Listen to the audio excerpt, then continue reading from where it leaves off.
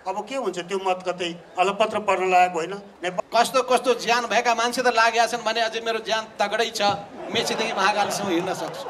मैले दारा किटेर समर्थनलाई 1-2 दिन रोकेको मात्रै हो। मैले त सदस्यबाट निकाल्दिएँ केपीलाई। तर अदालतले यो अदालत भन्न मिल्छ त मैले भने त फेरि भएर के हुने हो।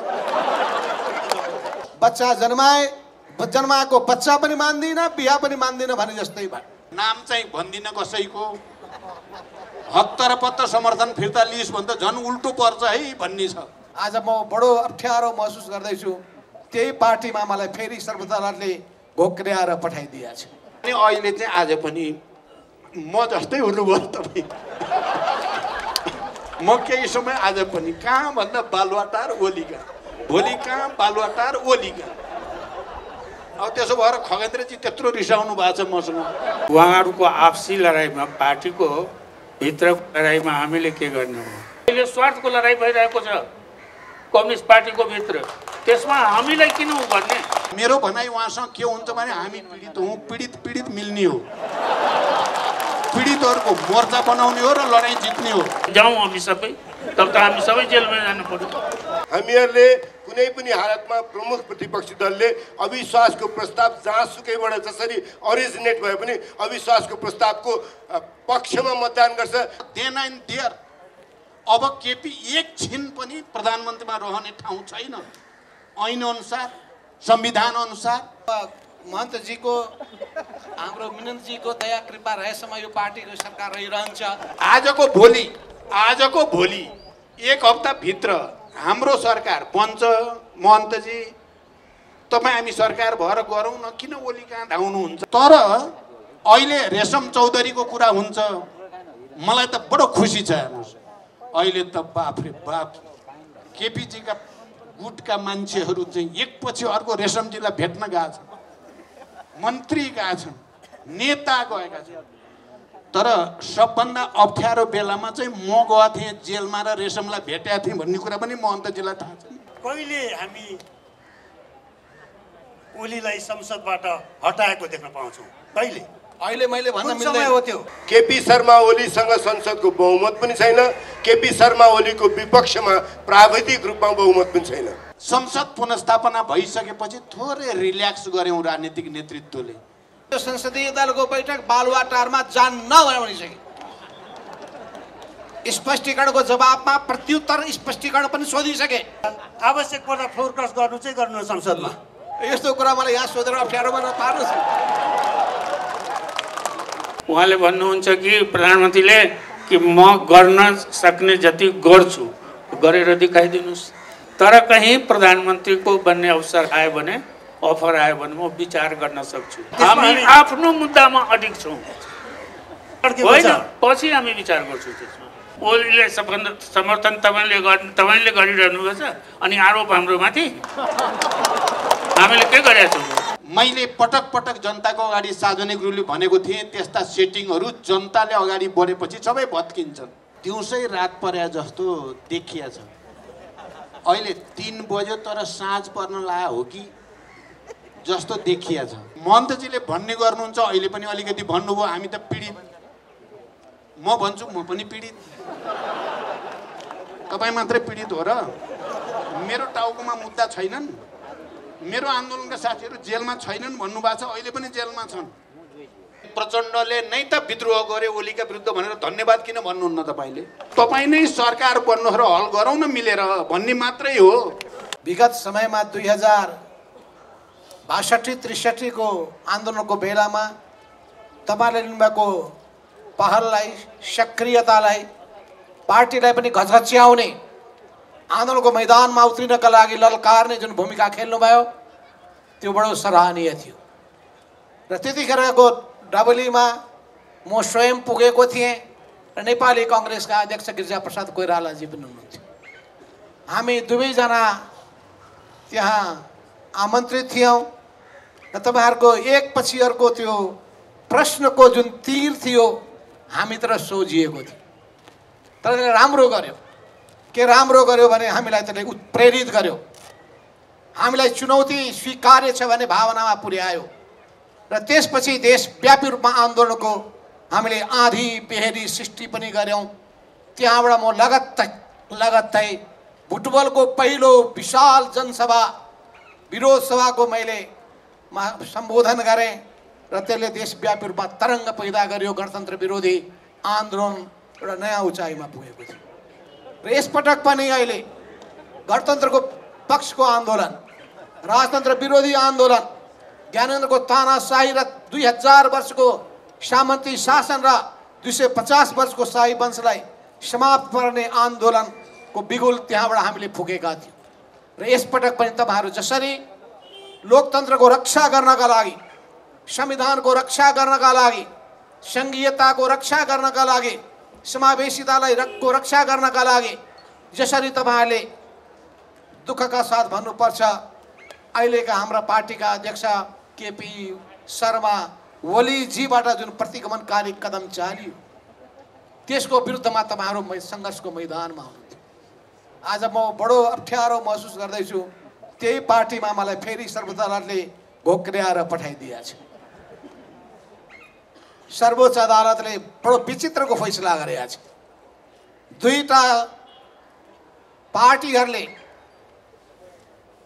स्वतन्त्रताका साथ, स्वायत्त पार्टीहरूले निर्भीकताका साथ निर्णय गरे कि हामी एकताबद्ध हुन्छौँ। एकताबद्ध हुन्छौँ भनेपछि एकताबद्ध भए। एकताबद्ध भइसकेपछि निर्वाचन आयोगले प्रमाण पनि दियो, दर्ता प्रमाणपत्र प्रदान पनि गर्यो, नेपाल राजपत्रमा प्रकाशित पनि भयो। त्यसपछि दुईटै राजनीतिक दलहरू एकताबद्ध भएर नेपाल कम्युनिस्ट पार्टी नेकपा बन्यो।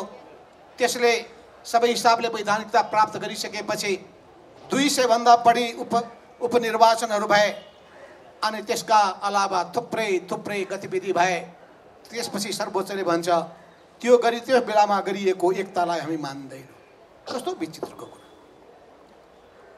यो त कस्तो भयो भन्दाखेरि कति मिल्छ थाहा छैन। दुईटाले तय गरे अब हामी बिहा गर्छौँ। श्रीमान र श्रीमतीले बच्चा जन्माएको बच्चा पनि मान्दिन, बिहा पनि मान्दिन भने जस्तै भयो। अब सर्वोच्चको फैसला छ पुरानो ठाउँमा फर्क। हामी पुरानो ठाउँमा फर्किन खोजिरहेका छौँ, तर विडम्बना छ। यहाँ भन्न पनि मलाई कस्तो गाह्रो छ भन्दाखेरि यो पार्टीभित्रको कुरा डब्लीमा आएर भन्यो माधव नेपालले भने फेरि अर्को आरोप लाग्ला। त्यसपछि कुन दिन मलाई घोक्र्याएर त्यहाँबाट पनि निकालिदिने स्थिति बन्यो र त्यस्ता कुराबाट डराउनेवाला माधव नेपाल होइन। त्यस्ता कुराबाट तर्सिने मान्छे माधव नेपाल होइन। किनभने यो आन्दोलनको बीजारोपण गर्ने र पार्टीको बीजारोपण गर्ने मान्छे हो। त्यसले पनि ममा एउटा कन्फिडेन्स दिएको छ। यो देशका धेरै आन्दोलनमा म प्रत्यक्ष रूपमा सहभागी भएको छु। समय कम छ, त्यस कारणले म धेरै लामो कुरा के भन्न चाहन्न भन्दाखेरि मलाई बडो गाह्रो के भएको छ भने पार्टी अन्तर पार्टीभित्रका कुराहरू गर्दाखेरि तपाईँहरूमध्ये नै पर्ला किन यहाँ कुरा यहाँ कोट्याउनु भयो भन्नुभएको होला। नभने हुन्थ्यो नि, पार्टीभित्रै गएर भने हुन्थ्यो नि भन्नु होला। पार्टीमा त ढोका बन्द गरिदिएछ। सर्वोच्च अदालतले भन्यो 2075 साल जेठ 3 गते पार्टी एकताभन्दा पहिलेको अवस्थामा दुईटै पार्टीहरू फर्क। र हामी के भनिरहेका छौँ भने 2075 साल जेठ 2 गतेको अवस्थामा पार्टीलाई फर्काउँ। पार्टीको पुरानो सङ्गठनात्मक संरचनालाई, त्यसको राजनीतिक धारणालाई, त्यसका नेतृत्वलाई, पदाधिकारीलाई, त्यसको सदस्यलाई यथावत रूपमा स्वीकार गरौँ। तर बडो विडम्बना भन्नुपर्छ, हाम्रा प्रधानमन्त्री केपी ओलीजीले बालुवाटारमा गोप्य रूपमा एउटा विशेष भेला बोलाउनु भयो। हामी कसैलाई मसँग जोडिएका महाधिवेशनमा प्रतिस्पर्धामा उत्रेर उहाँलाई मतदान नगरेका जति सबैलाई उहाँले बाइकाट गर्नुभयो, माइनस गर्नुभयो। र एक अचानक विशेष बैठकको नाउँमा 10औं बैठक 11औं बैठक एकै दिनमा आयोजना गरेर हामीलाई 12 गतेको बैठकमा टेलिभिजन मार्फत हामीलाई संवाद पठाउनु। हामीले भने हुँदैन, विधि विधानको पालना गर्नुपर्छ। लोकतन्त्रका मूल्य र मान्यता भनेका के हुन्? विधिको शासन हो। त विधिको शासन पार्टीभित्र पनि लागू हुन्छ, देशमा पनि लागू हुन्छ र समाजमा पनि लागू हुन्छ। र यो तीनटै ठाउँमा लागू गर्ने सिद्धान्तको प्रतिपादन गर्नुभएको थियो मदन भण्डारीले जनताको बहुदलीय जनवाद भनेर। त्यो पार्टीको पनि लोकतान्त्रिकरणको सिद्धान्त थियो, त्यो राज्य सत्ताको पनि लोकतान्त्रिकरणको सिद्धान्त थियो, त्यो समाजको पनि लोकतान्त्रिकरणको सिद्धान्त थियो, त्यसको पालना नभइरहेको देख्दाखेरि म आफै पनि चिन्तित छु। यस अर्थमा तपाईँले भन्नुभयो कि अर्को जुन कदम कस्तो हुनुपर्दथ्यो, अर्को कदम स्वाभाविक लाग्न सक्दछ, अब सरकारबाट हटिदिए हुन्थ्यो भन्ने होला, तर राजनीति सरल रेखाले अगाडि बढ्दैन। सोचे जस्तो हिसाब किताब गरेर पनि हुँदैन। अनेक यहाँ दाउ पेचहरू भइरहेका छन्, यत्तिकै यहाँ जन्मेका छैनन्। अनेक चाणक्यका नीतिहरू लागू भइरहेका छन्, यत्तिकै जन्मेका छैनन्। गोयबल्स शैलीको प्रयोग भइरहेको छ। यी सबै कुरालाई ध्यानमा राखेर, सबै दाउ पेचलाई ध्यानमा राखेर राजनीति गर्नेले, सङ्गठन चलाउनेले विचार पुर्याउनु पर्छ। त्यसमा पनि राजनीतिक शास्त्री हाम्रा प्रोफेसर साहबलाई त 1 से 1 थाहा छ, कूटनीतिका कुरा पनि थाहा छ। तैपनि अब नागरिक समाजमा जोडिसकेपछि कुरा कोट्याइहालौँ, यिनीहरू कहाँ खुस्किहाल्छन्, बोल्दिहाल्छन् भन्ने लागेको होला, बडो गाह्रो छ। त्यसो हुनाले चाहिँ म यति मात्रै भन्न चाहन्छु। एउटा थप्न खोजेँ, हजुर, तपाईँहरूको पार्टीको विधानले कुनै बाटोमा पुर्याएको जस्तो लाग्दैन अहिले। विधान त अध्यक्षले मिचिसकेका छन्, त्यसैले राजनीतिक निर्णयको आवश्यकता छ। विधि विधानको आफ्नो ठाउँमा महत्त्व होला, तर अहिले तपाईँहरूको खास गरेर अदालतको फैसलापछि आएको पुनर्जीवित भएको नेकपा एमाले विधानले मात्रै अब निकासमा पुग्दैन होला, कठोर राजनीतिक निर्णयको आवश्यकता छ। त्यसका लागि तपाईँहरू तयार हुनुहुन्छ कि? मैले त हिजै त्यो संसदीय दलको बैठक बालुवाटारमा जान्न भनेर भनिसकेँ। स्पष्टीकरणको जवाबमा प्रत्युत्तर स्पष्टीकरण पनि सोधिसके। त्यसो हुनाले जानुहुन्छ कि जानुहुन्न भन्ने कुरा त लक्षणैबाट थाहा हुन्छ। त्यसो हुनाले म यति मात्रै भन्न चाहन्छु, सबै चुनौतीको सामना गर्नका लागि म तयार छु। र फेरि अघि मलाई हिजो नारायणजीले भन्दै हुनुहुन्थ्यो नागरिक आन्दोलनमा आउनुहोस् न त अब भनेर। मैले अहिले उमेर भइसकेको छैन होला। तपाईँहरू पनि सहयोद्धा नै हो, समाज परिवर्तनको सहयोद्धा नै हो। समाजमा संस्कार बसाल्ने, मूल्य र मान्यताको रक्षा गर्ने अभियन्ताहरू हो र हामी पनि त्यही कामको निम्ति लागौँ भनेर तपाईँहरूको चाहना पनि हो। यस अर्थमा तपाईँहरू हाम्रो कुरा धेरै कुरा मिल्छ, तर हामी राजनीतिक हिसाबले जनतालाई गोलबन्द गर्न चाहन्छौँ र राजनीतिक पार्टी चाहिन्छ, किनभने बहुदलीय व्यवस्था हो। त्यस हुनाले बहुदलीय व्यवस्थामा पार्टी चाहिने भएको हुनाले यो पार्टी र यो पार्टी सङ्गठनबाट र पार्टी आन्दोलनबाट मैले अहिले खुट्टा कमाएर भाग्नुपर्ने अवस्था आइसकेका छैन। कस्तो कस्तो ज्यान भएका मान्छे त लागेका छन् भने अझै मेरो ज्यान तगडै छ, मेचीदेखि महाकालीसम्म हिँड्न सक्छु। एउटा प्रश्न अर्को थपौँ माधवजी, यसैमा थप्छु म अर्को एउटा प्रश्न। नेपालमा कम्युनिस्ट आन्दोलनको कुरा मलाई भन्दा बढ्ता तपाईँ आफै थाहा छ। तपाईँ आफै त्यसको एउटा मेजर एक्टर हो।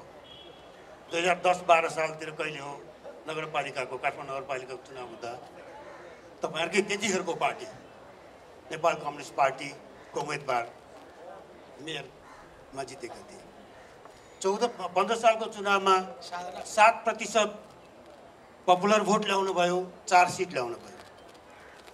त्यसपछि लामो यात्रामा गएको पछिल्लो चुनावमा आइपुग्दा 52% तपाईँहरूको गठबन्धनले 52% भन्दा बढी मत लिएर आएको छ। अब के हुन्छ, त्यो मत कतै अलपत्र पर्न लागेको होइन? नेपाल कम्युनिस्ट आन्दोलनको, कम्युनिस्ट पार्टीको भविष्य के छ? पहिलो कुरा, कम्युनिस्ट पार्टी अधिनायकवादी विचार मान्यता बोक्दैन।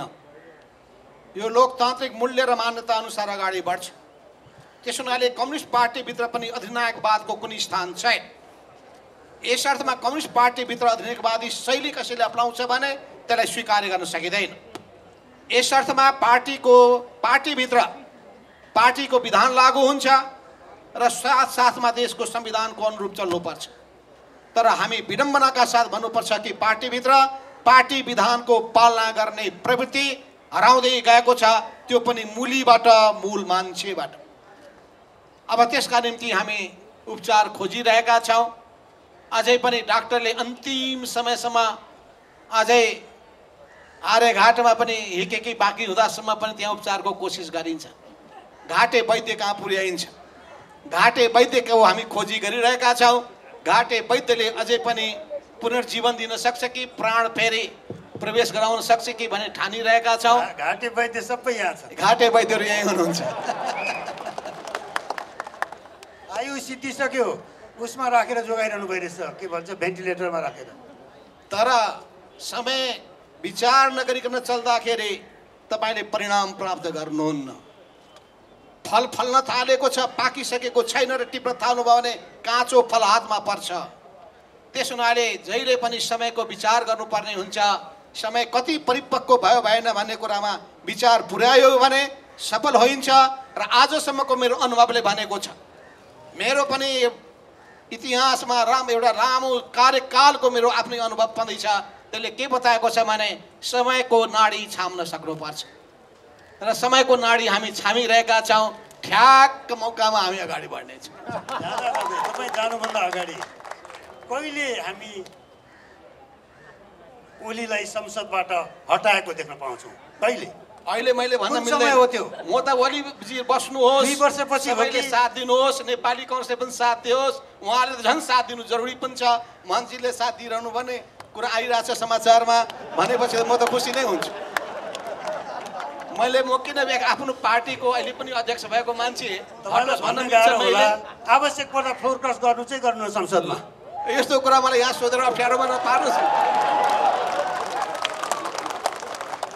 निर्णय मैले त्यसैलाई लक्ष्य गरेको हो। त्यसो मलाई अप्ठ्यारो पार्ने काम नगर्नुहोस्। पार्ने हाम्रो कुरा होइन। तपाईँलाई अनुकूल लाग्दैन नभन्नुहोस्। त्यसो हुनाले अब महन्तजीको हाम्रो मिननजीको दया कृपा रहेसम्म यो पार्टीको सरकार रहिरहन्छ।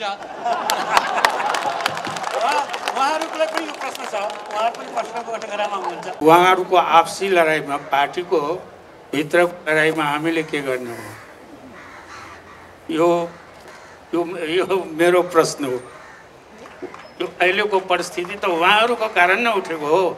त्यसै कारण सेटल त उहाँहरूले पहिले गर्नुपर्ने हो। र जहाँसम्म हाम्रो मुद्दाको प्रश्न छ, सबै प्रधानमन्त्रीसँग हाम्रो चाहिँ लिखित, ओलीजी बाहेक लिखित भएको छ 3 बुँदे जो आन्दोलनमा परेर आन्दोलनकारी, मधेस आन्दोलन, थरवट आन्दोलन, यसमा परेका, जेलमा जुन परेका छ तिनीहरूको रिहाई गर्ने, मुद्दा फिर्ता लिने र त्यस बापत उहाँहरूलाई समर्थन गरिदिने सरकार बनाउने बेलामा। अहिले त त्यो पनि छैन। हामीले कुनै उहाँसँग कुनै लिखित सम्झौता पनि गरेको छैन, कुनै वचन पनि दिएको छैन। हाम्रो मुद्दा छ, उहाँले भन्नुहुन्छ कि प्रधानमन्त्रीले कि म गर्न सक्ने जति गर्छु, गरेर देखाइदिनुहोस्। त्यसपछि प्रश्न उठ्छ, कता जाने हो, के गर्ने हो? तर अहिले त हामीलाई लाग्छ कि हामी सबै आन्दोलनैबाट आएको हो। यहाँ जति नेताहरू हुन्, कोही हतियार उठाएर, कोही शान्तिपूर्ण आन्दोलनबाट, सबैले चाहिँ मुक्ति पाए, सबैले गङ्गा नुहाएर पवित्र भएछ। अपवित्रमा त हामी थारू मधेसीहरू परेका छौँ। कुनै सुनवाई छैन, के गर्ने हो? परिस्थिति यो छ। अब उहाँसँग कुरा भयो हाम्रो शेरबहादुर सिंह, अहिले सार्वजनिक रूपमा उहाँले पहिले नै भनिसक्नु भएको थियो हामीले कुरा गर्दाखेरि कि कुनै पनि अविश्वासको प्रस्तावको पक्षमा जाँदैन या समर्थन गर्दैन। तर अहिले दुईटैलाई अस्वीकार गर्नुहुन्छ। तर कहीँ प्रधानमन्त्रीको बन्ने अवसर आयो भने, अफर आयो भने म विचार गर्न सक्छु। तर अहिले दुईटै म सरकार पनि बनाउन, अविश्वासको प्रस्तावको पक्षमा पनि जान्न भनिसक्नुभयो। अनि हाम्रो कारणले त कहीँ बनिरहेको छैन, कुनै बिग्रिरहेको पनि छैन। कतै जाँदाखेरि हो डेमोक्रेसीको सङ्घर्षमा हामी साथै थियौँ। एलायन्सको कुरा गर्नुभएको, ओके, डेमोक्रेसीको लागि त छ, तर हाम्रो आफ्नो एजेन्डा पनि छ। त्यसमा तपाईँहरूको के छ, के गर्न सक्नुहुन्छ? त्यो अहिले पनि हाम्रो प्रश्न छ। त्यो जबसम्म सम्बोधन हुँदैन, हाम्रा सांसदहरू जेलमा छन्, हाम्रा प्रदेशको मन्त्रीहरूमाथि चाहिँ मुद्दा तारिक खेपिरहेछन्, अरू नौजवानहरू जेलमा छ, मेयरहरूमाथि मुद्दा छ, अनि भनौँ सबै नेताहरूमाथि मुद्दा छ। यदि आन्दोलनले आह्वान गरेको एउटा बम बाच्याछौँ, आह्वान त हामीले नै गरेको हो, हामीमाथि पनि मुद्दा चलाए हुन्छ। तर हामीलाई छोडिदिएको छ, हाम्रा साथीहरूलाई राखिदिएको छ। त हामी त न्यायको खोजीमा छौँ, तपाईँहरूसँग पनि उहाँहरूसँग पनि। के गर्नुहुन्छ? त्यसपछि न हाम्रो समर्थन या विरोधको कुरा आउँछ। अहिले त्यो हाम्रो अगाडि त्यो प्रश्न छैन। हामी आफ्नो मुद्दामा अडिग छौँ। त्यसपछि अरू चिज पछि हामी विचार गर्छौँ त्यसमा। हाम्रो मुद्दाको सोल्युसन अहिले त हामीलाई महसुस त्यही भइरहेको छ कि हामी थारू भएको हुनाले, हामी मधेसी भएको हुनाले त्यो पीडा भोग्नु परिरहेको छ। नागरिक समाजलाई धेरै धेरै धन्यवाद छ। उहाँ कुनै सत्ताको लागि लड्नु भएको छैन, अधिकारको लागि, जनताको अधिकारको लागि, नागरिक अधिकारको लागि, एक्सप्रेसनको लागि जो उहाँ आइरहेको छ। तर हामी राजनीतिक दलमा स्वार्थको लागि हुन्छ। अहिले स्वार्थको लडाइँ भइरहेको छ कम्युनिस्ट पार्टीको भित्र। त्यसमा हामीलाई किन भन्ने? तपाईँ अविश्वासको प्रस्ताव त्यहाँ भन्नुहुन्छ, आफैमा आफ्नो पार्टीमा अविश्वास ल्याएर त्यसको सोल्युसन गर्नुहोस् न। त्यो भइरहेको छैन। ठिकै भन्नुभयो यो कुरा। हिजो नेकपा विभाजित नहुँदाखेरि, अदालतका फैसला नआउँदा, विघटन नहुँदाखेरि हामीले धेरै पटक भन्यौँ तपाईँहरू यो विषय किन निर्णायक रूपमा नेकपाको संसदीय दलमा लगेर चुनौती दिन सक्नु भएको छैन केपी ओलीलाई भनेर सोध्थ्यौँ। तर यो अलिकति पुरानो भइसक्यो। अब खालि अहिले दुईवटा, अब भनौँ तिनवटा पार्टी तपाईँहरू नमिलिकन बहुमत पुग्दैन। जसपा, माओवादी केन्द्र, काङ्ग्रेस। त्यसैले यो हलो चाहिँ तिनवटा मात्रै जसले अड्काए पनि हुन्छ। समस्या चाहिँ हलो अड्किरहेछ। त्यो हलोलाई अगाडि बढ्न दिने, बल रोल गर्ने जिम्मेवारी संसदमा भएको दलको हिसाबबाट हामी जसपाको पनि हो भन्छौँ।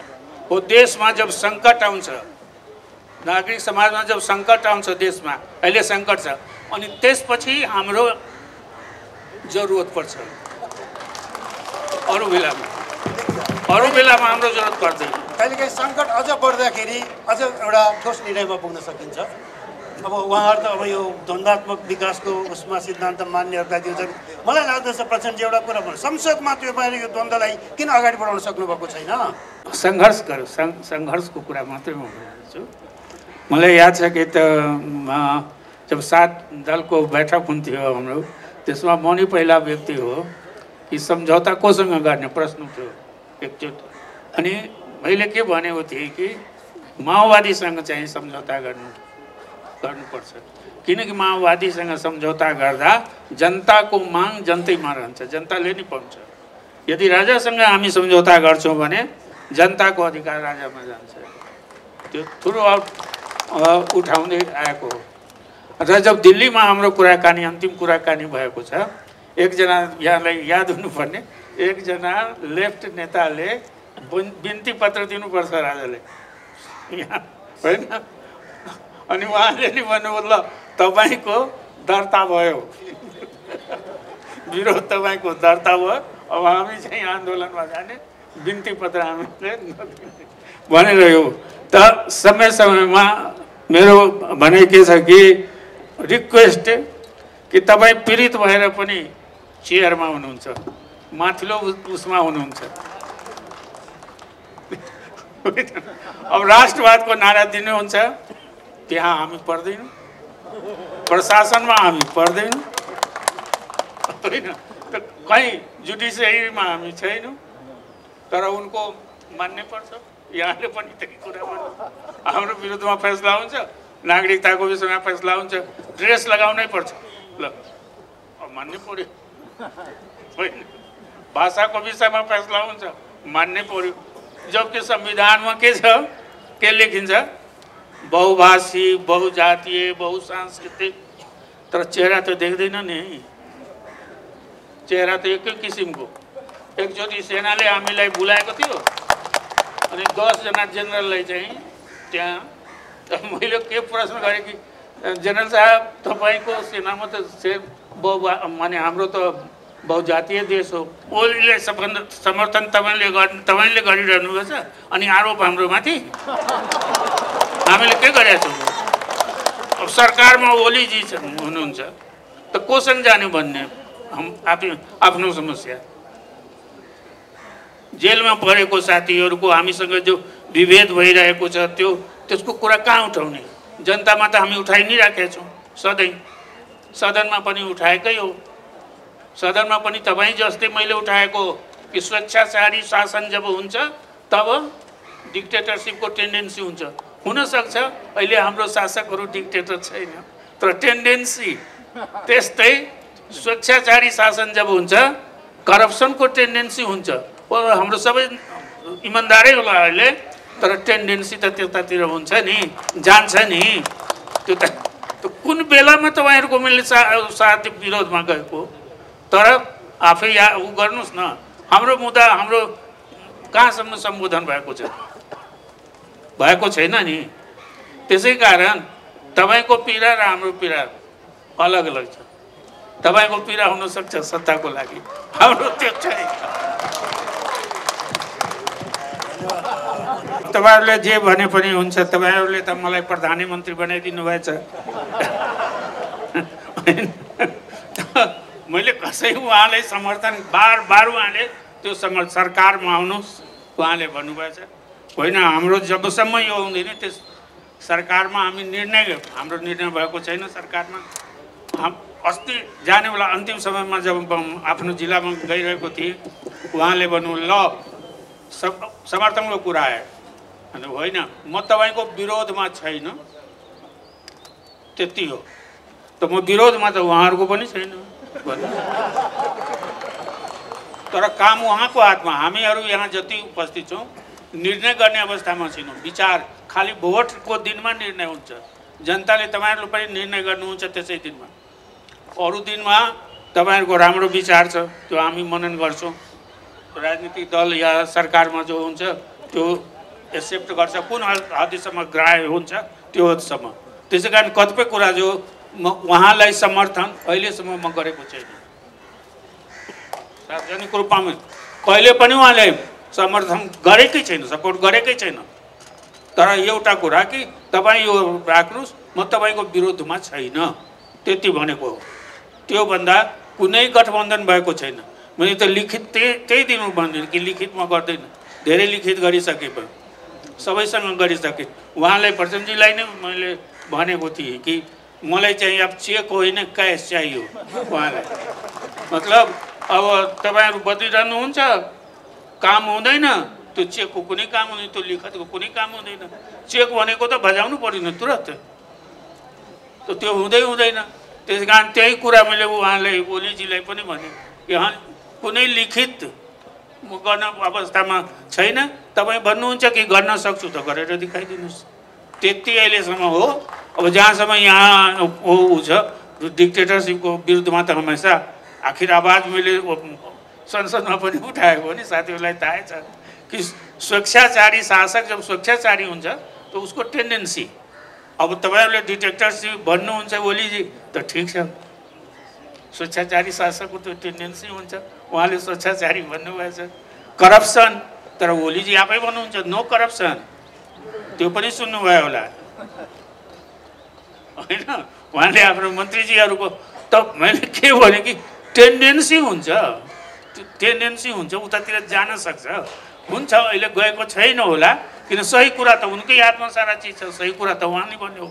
हामीले भनेको कुरा हामी झुठो कुरा भन्छौँ यसको लागि कि उहाँबाट साँचो कुरा आओस् न। साँचो कुरा त उहाँ शासन प्रशासन उनको हातमा हो, त हामी कहाँबाट? तपाईँको सद्भाव छ, तपाईँ सबैको सद्भाव छ मेरो प्रति, मलाई थाहा छ। अब मोलीजीको मन्त्रीहरू पनि गएछ, त्यो पनि एउटा सद्भाव हो। तर हाम्रो जेलमा परेको साथीले राहतको रूपमा के पायो त? त्यही बोली बाहेकहरू त केही छैन। त्यसै कारण हामी त वास्तविकता रियालिटीमा वास्तविक कुरा चाहन्छु कि सबै आन्दोलन गरेर नै आए। ओलीजी घन्टो भाषण गर्नुहुन्छ मसँग, 14 वर्षको कथा मलाई सुनाउनुहुन्छ कसरी उहाँ 14 वर्ष। त म त्यही भन्छु कि तपाईँ पनि जेलैमा बसेर यहाँ पुग्नु भएको छ। अब हाम्रै साथीहरू किन डेमोक्रेसी त को सङ्घर्ष गरे बेटर लाइफको लागि, त जेल के बेटर लाइफ हो? जेलमा बस्नु अगर बेटर लाइफको त जाउँ हामी सबै, तब त हामी सबै जेलमा जानु पर्यो। त्यति हो। त्यसै यस मामलामा चाहिँ कि कुनै डिक्टेटरको आखिर राजाको विरोधमा त खुलेआम आवाज लगाएकै हो नि, स्टेजैबाट बोलेको। यो त वास्तविकता हो। कानुनले नै देखाउँछ, जस्तै 33% भनौँ न आरक्षण छ, त्यो आरक्षण आफैले देखाइरहेको छ नि इक्वल छैन होइन। जनसङ्ख्या अनुसार चाहिँ समावेशी हुनुपर्ने हाम्रो ऊ नै छ, हाम्रो आन्दोलनको जुन ऊ थियो त्यो त अहिले भएको छैन होइन। नागरिकता कानुनमा पनि विभेद देखिन्छ महिला र पुरुषमा। त कतिपय कानुनहरू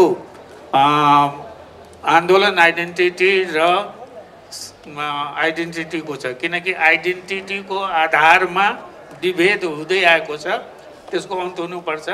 आन्दोलनको एजेन्डा थियो त्यस तरह होइन। कतिपय काम भएको छ, अगाडि बढ्ने प्रयास छ, तर अहिले पनि इक्वालिटी छैन समाजमा, किनकि जो सामाजिक दृष्टिकोणले हो आर्थिक दृष्टिकोणले पछाडि छ। त उसलाई जबसम्म पुस गर्दैन, ठाउँमा पुर्याउँदैन, आफ्नै बलमा पुग्ने त्यहाँ अवस्था कानुनले केही अवरोध छ, कहीँ कानुनले नै अवरोध गरेको छ। अरू ठाउँमा चाहिँ समाजको जो ट्रेडिसनल भ्यालु छ त्यस भ्यालुजबाट पनि समाज बाँधिएको छ, त्यसलाई पनि तोड्नुपर्छ। त त्यो स्थिति छ, त्यसै कारण उहाँको भनाइ सही नै हो कि उहाँहरू आफ्नो दलको शीर्ष नेता हुनुहुन्छ। म मेरो पार्टीको गर्दनसम्म मात्रै हुँ, तर मेहनत गर्दनमाथिको शिर पनि गर्दनले सोचेकै बाटोबाट हिँड्न सकोस् भन्ने प्रयत्न जारी छ। म त्यता अब गइनँ। मैले अर्को कुरा तपाईँहरूसँग राख्ने, आज तपाईँहरू जुन नागरिक आन्दोलनमा हुनुहुन्छ त्यसलाई राजनीतिको ठाउँबाट सँगै लामो समयदेखि लिएर हिँडेका एकजना नेता हाम्रो पार्टीको हिजो दिवंगत हुनुभयो। अहिले उहाँको अन्त्येष्टिको कार्यक्रम भइरहेछ, नवीन्द्र राज जोशी। त्यो बेलामा म यहाँ बसेर तपाईँहरूसँग कुराकानी गर्दा कहीँ न कहीँ नवीन्द्रजीलाई बिदा गर्दा, मभन्दा सानो उमेरको मानिस, म भन्दा पछाडि हुनुहुन्थ्यो त्रिचन्द्र कलेजमा, उहाँलाई बिदा गर्दाखेरि एउटा अर्को खालको मन पनि लागिरहेछ। र कता कता यो आन्दोलनलाई लामो समयदेखि र नेपालको लोकतान्त्रिक आन्दोलनलाई हामीले कसरी हेर्ने त्यतातर्फ सोच्नको लागि पनि नवीन्द्रजीको विदाईले हामीलाई अभिप्रेरित गर्दछ भन्ने मलाई लाग्छ। त्यो तपाईँहरूको अगाडि राख्न चाहेँ मैले। उहाँलाई हामी सबैको श्रद्धाञ्जली छ।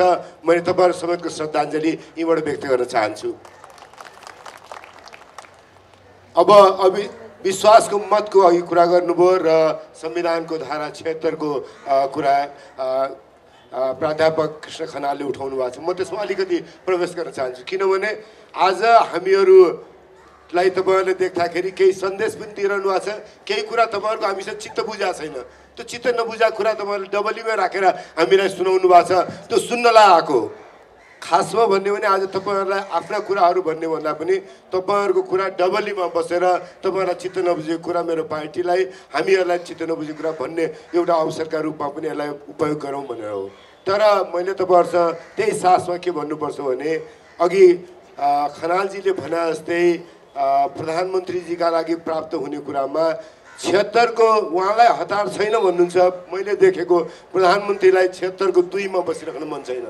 प्रधानमन्त्रीलाई 76 को 3 मा अथवा 5 मा पुग्ने हतार छ। 76 को 5 को पनि उहाँलाई हतार छैन। 76 को 3 भनेको सबैभन्दा ठुलो राजनीतिक दलको नेताका रूपमा विश्वासको मत प्राप्त नगरेर पनि प्रधानमन्त्री हुने र 76 को 5 को प्रधानमन्त्री बहुमतको प्रधानमन्त्री हुन नसक्ने अवस्थामा 76 को 7 को प्रावधानलाई 76 को 3 को प्रधानमन्त्रीले पनि प्रयोग गर्न सक्ने, त्यो चाहनालाई उहाँले गम्भीरतापूर्वक लिनु भएको छ र हेर्नु भएको छ र त्यता मुलुकको राजनीति जाओस् भन्ने उहाँको चाहना छ भन्ने हामीलाई लागेको छ। हाम्रो एसेसमेन्ट गलत हुनसक्छ, तपाईँहरूका बिचमा, तर हामीले के राख्नुपर्छ भने यो एसेसमेन्टलाई पनि गम्भीरतापूर्वक हेरिदिनुहोस् र त्यसमा हामीले उहाँलाई जस्तो प्रचण्डजीले इङ्गित गर्नुभयो कि विश्वास फिर्ता लिँदाखेरि 76 को 2 को प्रधानमन्त्रीलाई सँगै सरकारमा सहभागी दलले समर्थन फिर्ता लिएमा विश्वासको मत लिन बाध्य हुनुहुन्छ। विश्वासको मत उहाँले पाउनुहुन्न। तर आजको दिनमा प्राविधिक रूपमा, राजनीतिक रूपमा, जे रूपमा भनौँ हामी, केपी शर्मा ओलीसँग संसदको बहुमत पनि छैन, केपी शर्मा ओलीको विपक्षमा प्राविधिक रूपमा बहुमत पनि छैन। राजनीतिक रूपमा बहुमत छ, प्राविधिक रूपमा बहुमत छैन। त्यसको राजनीतिक फाइदा लिनका लागि उहाँ बस्नु भएको छ। त्यसलाई हामीले एउटा समयसम्म त्यो फाइदा उहाँले नप्राप्त गर्नुहोस् भन्ने हाम्रो चाहना छ। एउटा समय अघि प्रचण्डजीले भने जस्तै एउटा राजनीतिक निर्णय गर्नुपर्ने समय आयो भने त्यो समयमा हामी तयार छौँ। त्यसैले विश्वासका मतको बारेमा दुविधा नराख्नुहोस् र मैले महन्तजीले भने गएको कुरामा पनि भन्छु कि हामीहरूले कुनै पनि हालतमा प्रमुख प्रतिपक्षी दलले अविश्वासको प्रस्ताव जहाँसुकैबाट जसरी अरिजिनेट भए पनि अविश्वासको प्रस्तावको पक्षमा मतदान गर्छ। किनभने अहिलेका प्रधानमन्त्री भएकै दिनदेखिको हाम्रो विश्वास छैन। अरू दलहरूले त विश्वासको मत हाल्नु होला, हामीले कहिले पनि विश्वासको मत दिएको छैनौँ। त्यसैले हाम्रो अविश्वास उहाँका प्रति कायम छ। त्योभन्दा मैले मिनेन्द्र रिजालले मात्रै भनेको छैन भन्नुहोस्, मिनेन्द्र रिजालले मात्रै भनेको छैन भन्नुहोस्। तर आजको राजनीतिको कठिनाइलाई हेर्दाखेरि 1 नम्बर प्रदेशमा बागमती प्रदेशमा अविश्वासको प्रस्ताव आयो। अविश्वासको प्रस्तावलाई उहाँहरूले खेलाएर राख्नुभयो र केही राजनीतिक कारणले प्रचण्डजीहरूले पनि त्यसलाई अगाडि लिएर जाने, माधवजीहरूले पनि अगाडि लिएर जाने कुराको लागि उहाँहरूलाई अलमल गर्नु पर्यो। त्यो उहाँहरूको बाध्यता थियो। हिजो त्यसका बारेमा उहाँहरूले गरेको कुरालाई मैले एकदमै मुक्त कण्ठले विरोध गरेँ, गलत गर्नुभएको छ भने। तर आज म त्यसरी भन्दिनँ। आज उहाँहरू कठिनाइमा उभिया बेलामा कठिनाइमा पनि सबैभन्दा बढी कठिनाइमा उभिएको माधवजीहरू उभिनु भएको छ। उहाँहरूको कठिनाइ नेपालको राजनीतिक कठिनाइसँग जोडिया छ। व्यक्ति कहाँ उभिनुहुन्छ त्यो मात्रै जोडिया छैन। त्यसैले मैले आज त्यति बेलाको उहाँहरूलाई गरेको आलोचनातर्फ भन्दा पनि एउटा चिज के ध्यान दिनुपर्छ, त्यो कठिनाइलाई फाइदा लिएर खेलाउँदै अहिले अविश्वासको प्रस्ताव 1 नम्बर प्रदेश र बागमती प्रदेश दुईटैबाट निस्किएर गयो। अविश्वासको प्रस्ताव प्रक्रियाबाट बाहिर गयो। त्यसैले हामीले कुनै कुरामा हतार गरेनौँ भन्दाखेरि हामीलाई अवगाल मात्रै दिने भन्दा काहीँ न काहीँ यसका राजनीतिक हाँगाहरूलाई पनि हेरिदिनुहोस् भन्ने मेरो आग्रह छ। तपाईँहरूको सुझाव लिनु त आएकै छु, अझ पनि थप सुझाव लिन्छु नि। तपाईँको चिन्ताको आधारलाई मैले देख्छु। तर काङ्ग्रेस समग्रमा उभिँदाखेरि यही अध्यादेशलाई पनि त संसदमा पेश गर्ने कुरा पेश भएपछि हामीले आज विरोधको सूचना दिएका छौँ। विरोधको सूचना मतदानमा गइसकेका छैन। यो अध्यादेश संवैधानिक परिषदवाला अध्यादेश ती समाप्त हुन्छ। त्यसैले पुरै काङ्ग्रेस हेर्नुभयो भने काहीँ न काहीँ तपाईँलाई काहीँ न काहीँ चिन्ता लागेको छ भने ती चिन्ताहरू दूर गराउन सक्ने प्रक्रिया बोकेको पार्टी हो भन्ने कुरा मैले गर्दनमै रहेर पनि त्यति चाहिँ आश्वस्त गराउन चाहन्छु।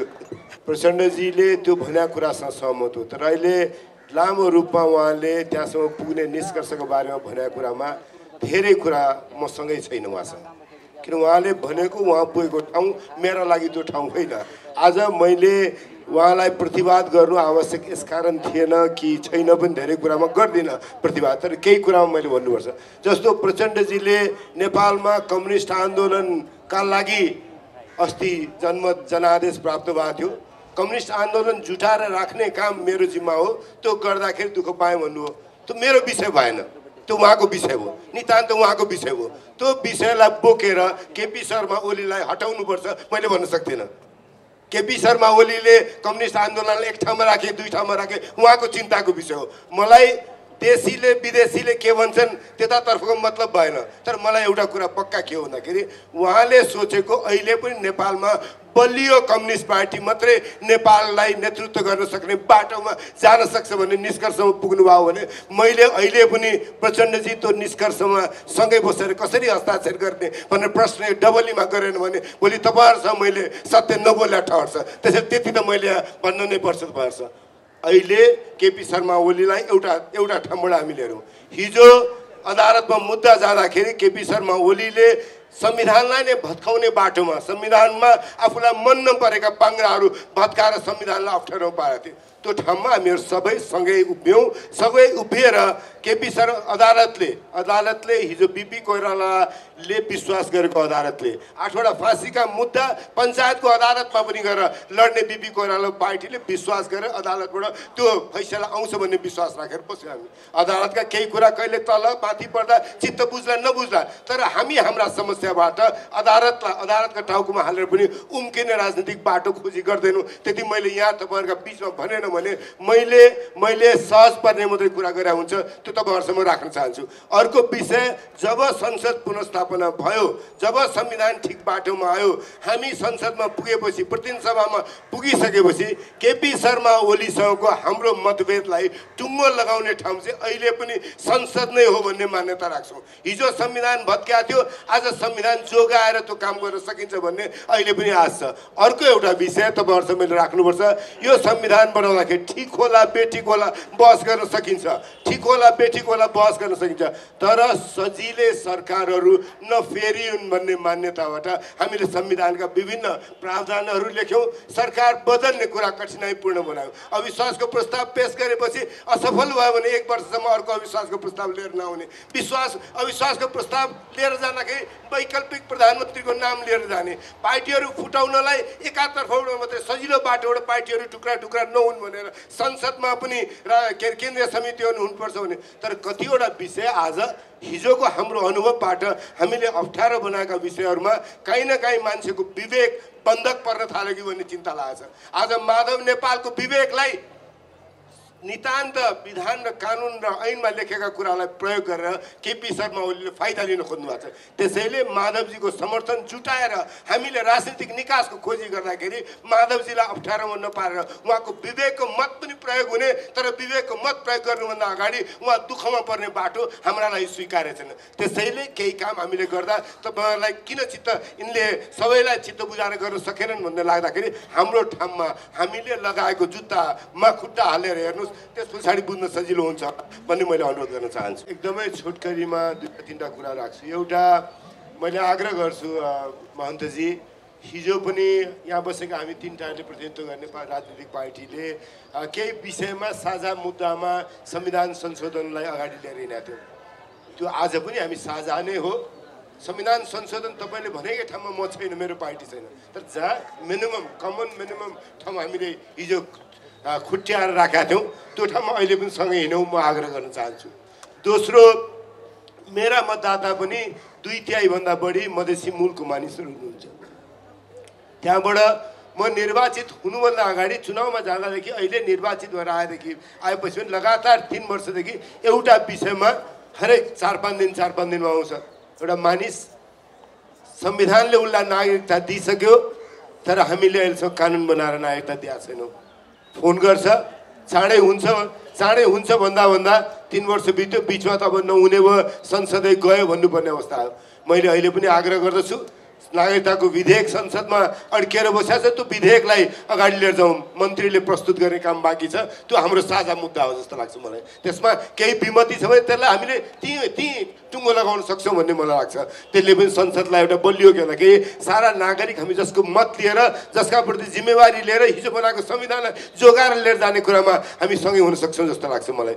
तेस्रो कुरा, मैले तपाईँहरूको बिचमा के राख्छु होला कि मोहनाजीले भने जस्तो हामीले यो संविधानलाई जोगाउने कुराका लागि संविधानका नन नेगोसिएबल फिचर्सहरू जसलाई सङ्घीय लोकतान्त्रिक गणतन्त्र र समावेशी राजनीति, त्यसलाई कहीँ पनि रिट्र्याक्ट गर्नलाई कसैलाई पनि अवसर नहोस् भनेर ओलीले संविधानका पाङ्ग्रा फुत्काएर संविधानलाई जोखिममा पार्दाखेरि संविधानको पाङ्ग्रा फुत्केर नदिने ठाउँमा पुर्यायो। आज पनि हामी केही कठिनाइ, केही सकस ओलीलाई विदाई गर्न भएको छ।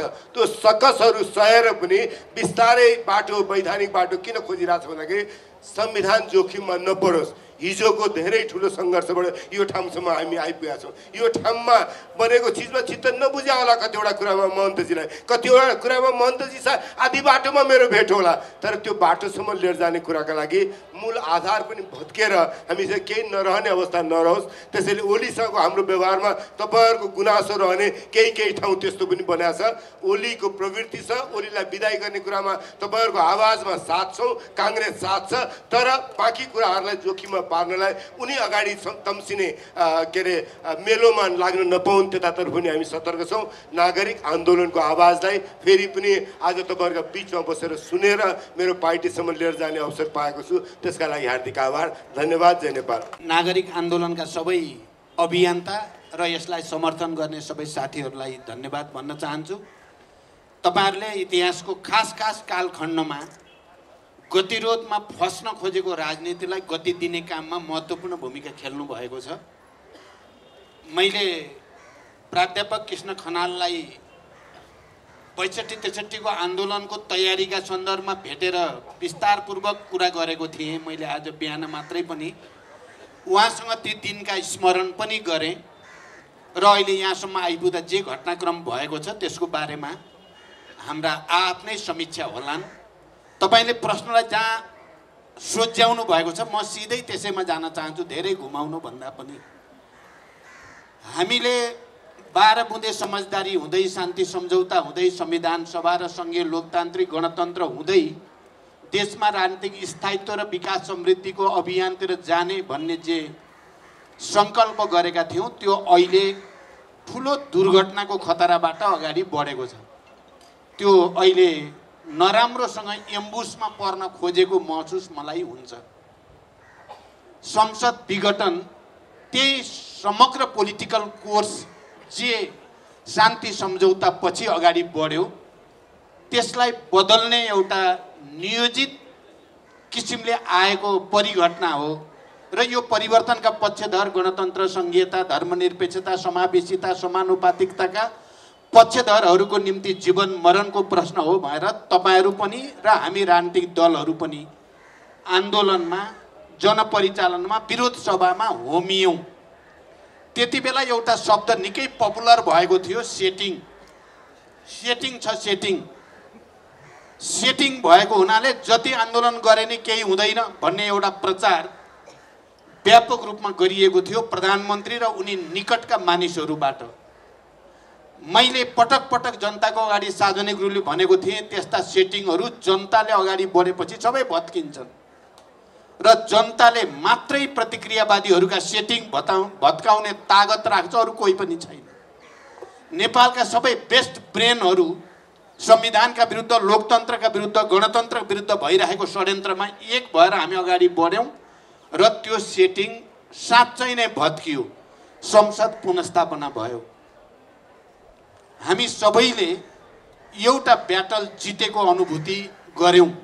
सायद कृष्णजीले पटक पटक अहिले भन्नुभएको छ दोस्रो योजना खोइ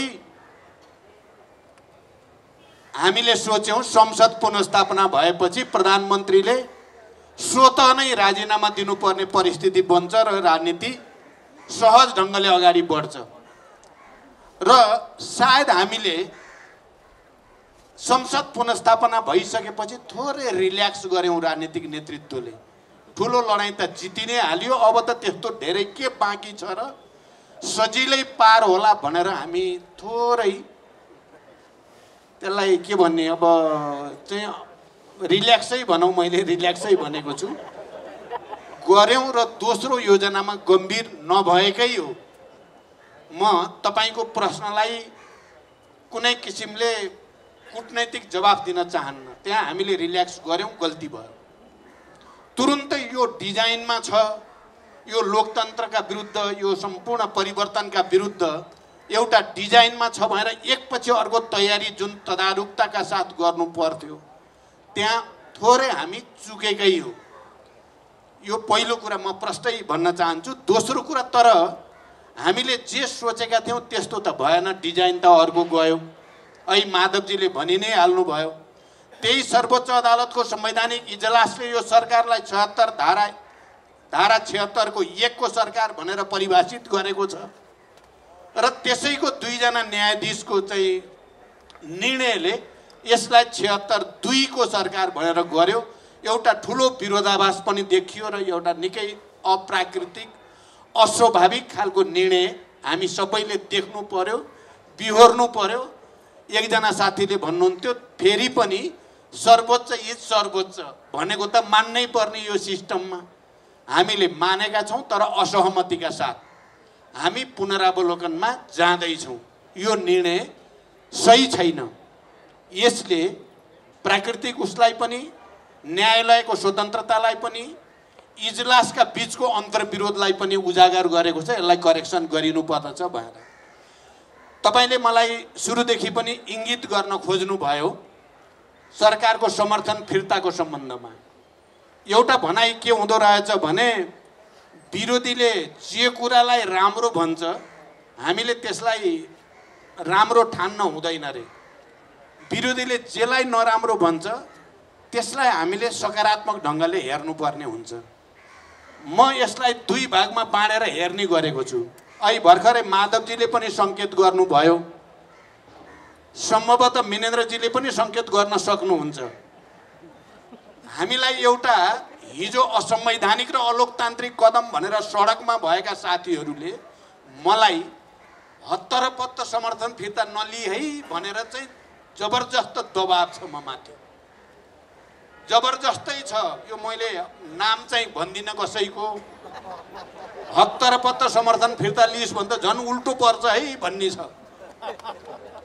र मैले भनिराखेको छु नैतिक र राजनीतिक ढङ्गले म अब धेरै दिन पर्खिन सक्दिनँ।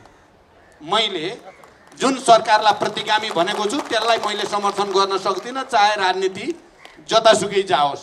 मैले मेरो राजनीति र मेरो नैतिकतालाई मैले बचाउनु पर्दछ। म केही दिनभित्र नै त्यो प्रक्रिया अगाडि बढाउँछु। तर मेरो कोसिस के हो त भने कमसे कम यो परिवर्तित परिस्थितिमा प्रमुख राजनीतिक दलहरू जसले प्रधानमन्त्रीको कदमलाई असंवैधानिक र अलोकतान्त्रिक भनेर सडकमा गयौँ, ती राजनीतिक दलहरूको बिचमा अबको निकासबारे एउटा न्यूनतम सहमति र समझदारी होस्, अविश्वासको प्रस्ताव दर्ता गर्ने र समर्थन फिर्ता सँगसँगै होस् भन्नको निम्ति मात्रै मैले दारा किटेर समर्थनलाई एक दुई दिन रोकेको मात्रै हो।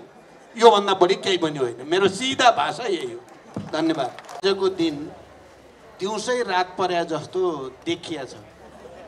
अहिले 3 बज्यो तर साँझ पर्न लाग्यो हो कि जस्तो देखिया छ। नेपाली राजनीतिमा यति बेला दिउँसै रात पार्ने काम भएको छ।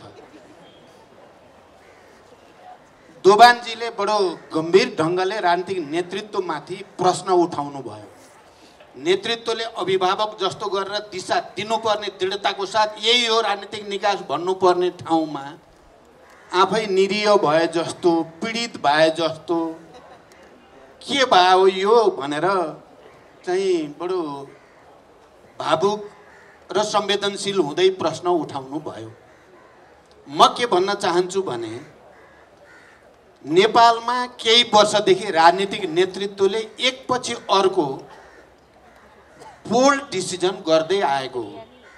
युद्धलाई शान्ति, शान्तिलाई संविधान सभा, संविधान सभाबाट सङ्घीय लोकतान्त्रिक गणतन्त्र, सङ्घीय लोकतान्त्रिक गणतन्त्रबाट निर्वाचन, निर्वाचनबाट राजनीतिक स्थायित्वको निम्ति वामपन्थी एक गठबन्धन, एकता, सामाजिक न्याय, समृद्धिको सपना, यी सबै निर्णयहरू राजनीतिक नेतृत्वबाट भएका दूरगामी महत्त्वका ऐतिहासिक निर्णय हुन्। ती निर्णय लिने हामी नै हौँ। जुन निर्णय प्रक्रियाले नेपालको राजनीतिक मानचित्रमा नै फेरबदल ल्याइदियो। म के भन्न चाहन्छु भने राजनीतिक नेतृत्वले पार्टीभित्र अहिले महन्तजीले पनि यतापट्टि कम्युनिस्ट पार्टीभित्र विग्रह भएर समस्या आयो भनेर यता अलिकति सङ्केत गर्नुभयो। हो, कम्युनिस्ट पार्टीभित्र वामपन्थी गठबन्धन र एकताको प्रस्तावक म आफै हो। जसरी शान्ति सम्झौतामा हस्ताक्षर गर्दा गिरिजाबाबु र मैले अलि साहसिक ढङ्गले अगाडि जाउँ भनिएको थियो। यसो गर्दा देशमा राजनीतिक स्थायित्व होला, जनताको विकास र समृद्धिको आकाङ्क्षालाई सम्बोधन गर्न सकिएला, अबका वर्षहरू शान्तिपूर्ण र प्रतिस्पर्धाकै राजनीतिबाट अगाडि जानुपर्ने अवस्था छ देशको भनेर मैले प्रस्ताव गरेको। यो पनि सानो निर्णय त थिएन। तर जब पार्टीभित्र केपीजीको प्रवृत्ति निरङ्कुश, स्वेच्छाचारी र हुँदाहुँदै सम्पूर्ण चिज एकाधिकार र यो परिवर्तन विरोधी मैले देखेँ, म तपाईहरुलाई यो कुरा राख्न चाहन्छु कि पहिला त्यही भित्र केपीजीको गलत प्रवृत्तिका विरुद्ध विद्रोहको झण्डा उठाउने पनि म नै भएँ। तपाईहरुले सुन्नु भएको होला, पार्टीभित्र 19 पृष्ठ लामो केपीको विचार, प्रवृत्ति, राजनीति र कुशासन केमा देखियो र हामीले के सङ्घर्ष गर्यौं 2.5-3 वर्ष भन्ने कुरालाई लिपिबद्ध गरेर दुनियाँको अगाडि तपाईहरु सबैको अगाडि पनि त्यो सबै चिज आयो ल्याइयो। त्यो पनि मैले नै गरेँ। कतिलाई मन पर्यो होला, कतिलाई मन नपर्ला। मैले देशको राजनीतिक स्थायित्व र विकासको निम्ति गठबन्धन र एकताको प्रस्तावक पनि भएँ। केपी ओलीको प्रवृत्ति नजिकबाट त्यो रूपमा व्यक्त भइसकेपछि त्यसका विरुद्ध विद्रोह गर्नुपर्छ भनेर झण्डा पनि मैले उठाएँ। तपाईँ यसलाई डिसिजन लिन सकेको भन्नुहुन्छ कि डिसिजन लिन नसकेको भन्नुहुन्छ? पक्नुहोस्।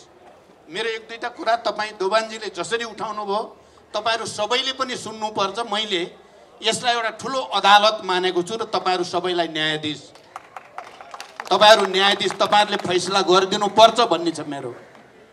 जब यो प्रवृत्ति देखिसकेपछि अहिले कृष्णजीले पटक पटक त्यसलाई इंगित गर्न खोज्नु भएको छ। किन संसदीय दलमा ढ्याक्कै लहर नगरेको? राजनीति त्यति सजिलो सरल रेखामा हुँदैन। मलाई लाग्छ राजनीतिक शास्त्रको विद्वान प्राध्यापक कृष्ण खनाललाई यो थाहा नभएको पनि होइन। धेरै जटिलता र झमेलाहरूबाट अगाडि बढ्दै सङ्घर्ष गर्दै पार्टीको केन्द्रीय समितिको 2/3 बहुमत भन्दा बढीले केपीको यो प्रवृत्ति राष्ट्रको निम्ति, लोकतन्त्रको निम्ति, संविधान र समावेशिताको निम्ति घातक छ, उहाँ सच्चिनुपर्छ भनियो। हामीले मान्नु भएन। हामीले उहाँलाई अध्यक्षबाट हटायौँ पुरै वैधानिक रूपले। साथीहरू, म तपाईहरुले यसलाई गम्भीरतापूर्वक लिदिन अनुरोध गर्न चाहन्छु। वैधानिक ढङ्गले 70% केन्द्रीय समितिका सदस्यहरूले उपस्थित भएर हस्ताक्षर गरेर उहाँलाई अध्यक्षबाट हटाइयो। उहाँलाई स्पष्टीकरण लियो। स्पष्टीकरण नदिएपछि उहाँलाई सदस्यबाट पनि हटाइयो 70%ले।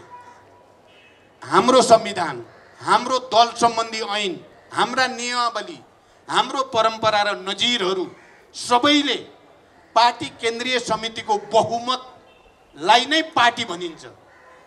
अर्कोले 40% पुर्यायो भने पार्टी बनाउन पाउँछ, नत्र पाउँदैन। हाम्रो परम्परा पनि त्यो छ, ऐनको व्यवस्था पनि त्यो छ, संविधानको मर्म पनि त्यो छ। हामीले 70% 2/3 भन्दा बढीले उहाँलाई सदस्यबाट हटाइयो। तपाईहरुले भन्ने गर्नु भएको छ त्यहाँबाट मात्रै हटाएर पुग्दो रहेनछ नि त, संसदीय दलबाट।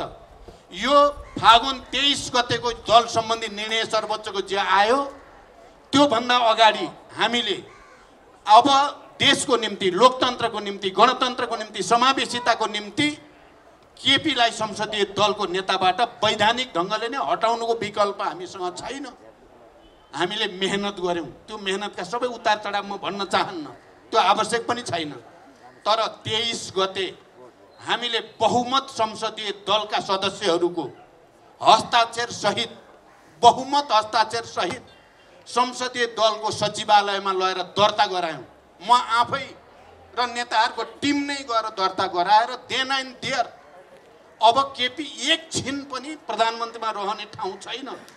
ऐन अनुसार, संविधान अनुसार, परम्परा अनुसार। तपाईँ मलाई निरीह भन्नुहुन्छ? तपाईँ यी सबै निर्णयलाई हेरेर तपाईँ के ठान्नुहुन्छ? यी सबै निर्णयहरू निरीह छन् कि बोल्ड छन्? तपाईँ हेर्नुहोस्।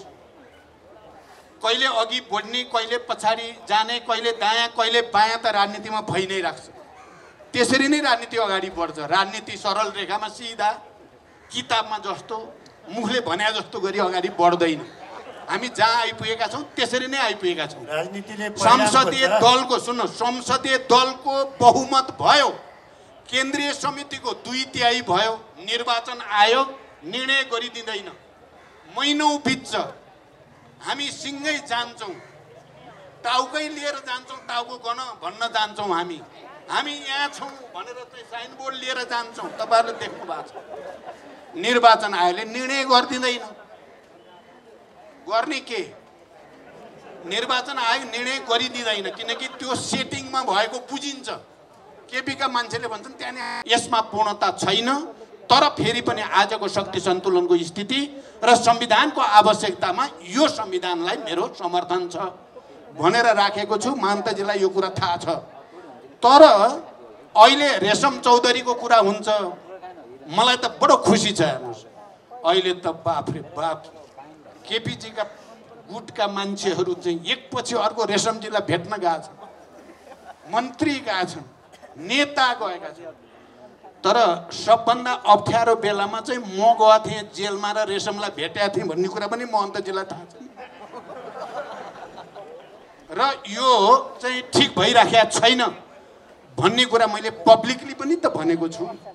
अनि महन्तजीले भन्ने गर्नुहुन्छ, अहिले पनि अलिकति भन्नुभयो हामी त पीडित। म भन्छु म पनि पीडित। तपाईँ मात्रै पीडित हो र? मेरो टाउकोमा मुद्दा छैनन्? मेरो आन्दोलनका साथीहरू जेलमा छैनन् भन्नुभएको छ, अहिले पनि जेलमा छन्। कति मुद्दा मेरो टाउकोमा छन् भन्ने कुरा चाहिँ तपाईँलाई थाहा छ नि महन्तजी। त्यसो भएर मेरो भनाइ उहाँसँग के हुन्छ भने हामी पीडित हौँ, पीडित मिल्ने हो, पीडितहरूको मोर्चा बनाउने हो र लडाइँ जित्ने हो। मेरो भनाइ यति मात्रै हो। त्यहाँ मेरो कोसिस के छ, नेपाली कङ्ग्रेससँग, जनता समाजवादी पार्टीसँग समझदारी होस् र केपीको निरङ्कुश स्वेच्छाचारी र प्रतिगमनकारी नै हो। यो प्रतिगमनकारी प्रवृत्तिलाई परास्त गरौँ। अब यहाँ आइदियो के भने केपीकोलाई त परास्त गरियो। हेर्नुहोस्, मैले त गरेँ दोभानजी, तपाईँ हेर्नु होला, मैले त सदस्यबाट निकालिदिएँ केपीलाई। त्यो मैले एक्लै निकाले हो र? वैधानिक ढङ्गले निकालेँ मैले, आधिकारिक ढङ्गले निकालेँ मैले, कानुन अनुसार निकालेँ मैले। 70% केन्द्रीय समितिले निकाले हो नि। तर अदालतले, यो अदालत भन्न मिल्छ त? मैले भने भने त फेरि भएर के हुने हो? अर्को मुद्दा थपिन्छ। अब थप भन्नुहुन्छ भने थप दिन्छु म त। मलाई त्यो चाहिँ नठान्नु होला। म अर्को विद्रोह, जनविद्रोह हिंसा होइन है। फेरि अर्को अर्थ लाग्छ भने डर हुन्छ। मैले विद्रोह र क्रान्तिको कुरा गरेँ भने युद्धै भने होला भन्ठान्छन्। मैले आजकल भन्ने कलरफुल रिभोल्युसन, तपाईँहरू आज मलाई बडो म खुसी छु। हेर्नुहोस्, मैले अब न्याय पाउँछु कि भन्ने लाग्छ। दिउँसै रात बनाइया छ नेपालमा, सबै उल्ट्याउन खोजिया छ राजनीतिलाई। जुन चिज हामीले धेरै ठुलो मेहनत गरेर यहाँसम्म ल्याएको राजनीति उल्ट्याउने षड्यन्त्र छ, कता कताबाट छ भन्ने तपाईँहरू नागरिक आन्दोलनका अगुवा सबैले बुझ्नु भएकै छ। भनिराख्नु परेन। शनिबार भनेपछि बिदा भनिराख्नु पर्छ र हाम्रोमा त नेपालमा बिदा भइहाल्यो नि। त्यो बुझिएकै छ। आज मलाई यति बोल्ने मौका तपाईँहरूले जुटाइदिनु भयो। अब तपाईँहरू भन्नुहुन्छ भने सुरु गर आन्दोलन, हामी तेरो साथ छौँ भन्नुहुन्छ भने, या तपाईँहरू हामी सुरु गर्छौँ पछि आइज भन्नुहुन्छ भने म दुइटैको लागि तयार। जनता र सडकबाट बाहेक यो सब ठिक होला भन्ने मलाई लागेको छैन। अब दिउँसै रात पार्न थालेपछि के सक्ने? हुँदै नहुने कुरा, संविधानमा हुँदै नभएको कुरा गरिदिएपछि, ऐन नियम कानुनमा हुँदै नभएको कुरा जबरजस्ती गरिदिएपछि र त्यसलाई राष्ट्रिय अन्तर्राष्ट्रिय सबैले समर्थन गरिदिएपछि गर्नुहुन्छ के? यो सायद नेपालको जियो पोलिटिकल लोकेसनका केही कम्पल्सनहरू हुनसक्छ। यो हिसाब गर्न सकिन्छ। प्रचण्डले गल्ती कहाँनिर गर्यो त? बेकार यो कम्युनिस्ट एक बनाउने गल्ती गर्न हुन्थेन नि त। त्यसो भएपछि सारा संसार रिसाउँछ नि त। कम्युनिस्ट मन पराउँदैनन्। थाहा छ नि आजको संसारले कम्युनिस्ट भनेपछि जस्तोसुकै कम्युनिस्ट, जति लोकतन्त्रवादी भए पनि कम्युनिस्ट भन्ने नाम लेख्यो भने पुग्यो। यस्तो छ। त्यहाँ प्रचण्डले बेकारमा कम्युनिस्टलाई जुटाउने गल्ती गर्यो, बल्ल खायो भन्ने तपाईँहरूले ठान्नु भएको छ भने त त्यो पनि एउटा लजिक त हुनसक्छ। त्यो लजिक हुनसक्छ। अब त्यसो भएर मैले देखेको त के हो भने अब अरू तरिका भन्दा यो तरिकाले राजनीतिक स्थायित्व र विकासतिर लान सकिएला भन्ने हो मेरो सपना। त अरू त मेरो होइन नि नियत त। मैले निर्वाचनको बेलामा अबको दशक विकासको लागि, किनभने म जुन परिवेशमा शान्ति, संविधान सभा, गणतन्त्र, निर्वाचन, गठबन्धन गर्दै जाँदा अब मेरो पार्टीभित्र पनि निकै ठुलो बलिदान भएको छ, यहाँहरूलाई थाहा छँदैछ। मेरो परिवारभित्र पनि निकै ठुलो संवेदना र पीडाको स्थिति हुँदै पनि मैले अब सबै मेरा लागि प्रकाश भए, सबै ज्ञानु भए भन्दै म चुनावमा होमिएको हो नि त।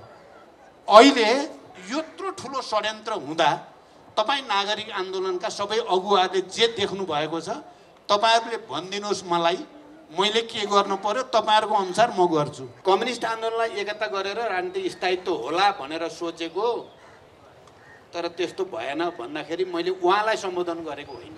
तपाईँले यसलाई मानिदिनुपर्छ भनेको होइन, मैले यतातिर हेरेर भनेको, मैले त यसो सोचेर गरेको भएन भनेको पहिलो कुरा। दोस्रो कुरा, सर्वोच्च अदालतको फैसलालाई हामीले असहमति सहित स्वीकार्छौँ भनेका छौँ। कारण अदालतप्रतिको तपाईँको धारणा र मेरो धारणामा आजका मितिमा फरक छैन। तपाईँलाई पनि सिधै तपाईँको पार्टी राजनीति र तपाईँको लक्ष्यमाथि प्रहार भयो भने असहमति त लोकतन्त्रमा राख्न पाइयो नि त। असहमति राखिएको छ, अस्वीकार गरिएको छैन। यो कुरा क्लियर होस्, नत्र भोलि फेरि अर्को मानहानि आउला भन्ने मलाई डर भयो। दोस्रो, अब म खगेन्द्रजीको लागि भन्न चाहन्छु, होला तपाईँले भनेअनुसार मैले ओली प्रवृत्तिका अगाडि लगेर प्रधानमन्त्री, पार्टी एकता अध्यक्ष सबै सुम्पिएको गल्ती भयो होला तपाईँले विश्लेषण गरेकोमा म सम्मान गर्छु। म अहिले त्यसमा टिप्पणी गर्दिनँ। तर खगेन्द्रजी, तपाईँ सिनियर व्यक्तित्व हो। म तपाईँबाट के अपेक्षा गर्छु भने प्रचण्डले नै त विद्रोह गरे ओलीका विरुद्ध भनेर धन्यवाद किन भन्नुहुन्न तपाईँले? प्रचण्ड त्यहाँ पुगेको थियो र त यो सबै भयो भनेर किन भन्नुहुन्न? तपाईँबाट मेरो त्यो अपेक्षा छ। म यति तपाईँको जवाफ यति नै हो मेरो।